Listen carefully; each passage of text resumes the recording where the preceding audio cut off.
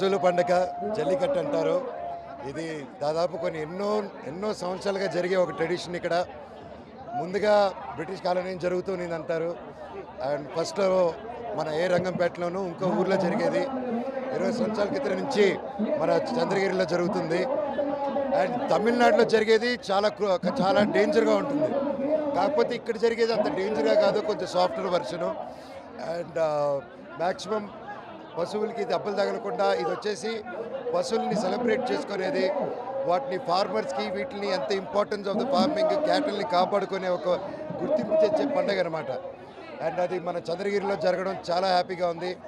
చంద్రగిరి మామూలుగా అందరికీ చంద్రగిరి గురించి చంద్రగిరి కోట అనుకుంటారు, కానీ చంద్రగిరి అప్పటి నుంచో ఇన్నోవేషన్కి అండ్ కొత్తదనానికి వెల్కమ్ చేసేదే చంద్రగిరి కోట ఒక రిజంబ్లెన్స్. అప్పుడు ద్రవిడన్ను తర్వాత మన విజయనగరం సామ్రాజ్యం ఉన్నప్పుడు వాళ్ళిద్దరు కలిసి కట్టిన కోట అనమాట. అప్పట్లోనే ఇన్నోవేషను, పార్ట్నర్షిప్ ఇవన్నీ చేసేవాళ్ళు. ఒక మంచి టెక్నాలజీ తీసుకురావడం, ఒక బిల్డ్ చేసేదానికి కోట. అందుకే ఈ రోజుకి అంత ఫేమస్. అండ్ చంద్రగిరి కోట ఎంత గొప్పదో ఇక్కడున్న ప్రజలు కూడా అంతే గొప్పవాళ్ళు, ఇంకా మంచి వాళ్ళు. అండ్ ప్రతి సంవత్సరం ఇది జరుగుతుంటుంది. అండ్ ఈసారి కూడా చంద్రబాబు నాయుడు గారు సంక్రాంతికి వచ్చినప్పుడు ఇక్కడున్న స్కూల్స్ కానీ మొత్తం చేశారు. స్కూల్స్కి స్పోర్ట్స్ అన్నీ పెట్టారు బాగా. అలాగే ఆడవాళ్ళకందరికీ ఇక్కడ ఈ ఆటోస్ చేశారు. అంతకుముందు చాలా కష్టపడేటోళ్ళు వాళ్ళు. ఇప్పుడు దాదాపు ఒక ఆటోస్కి వల్లే ఒక మహిళ దాదాపు 12 నుంచి 15,000 రూపాయలు ఒక డీజిల్ పెట్రోల్లో కాపాడుకుంటున్నారు వాళ్ళు.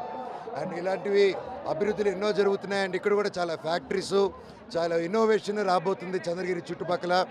అండ్ చంద్రగిరిలో ఉన్నంత యూత్ చాలా యూత్ ఉన్నారు. చుట్టుపక్కల అంత యూత్ లేదు.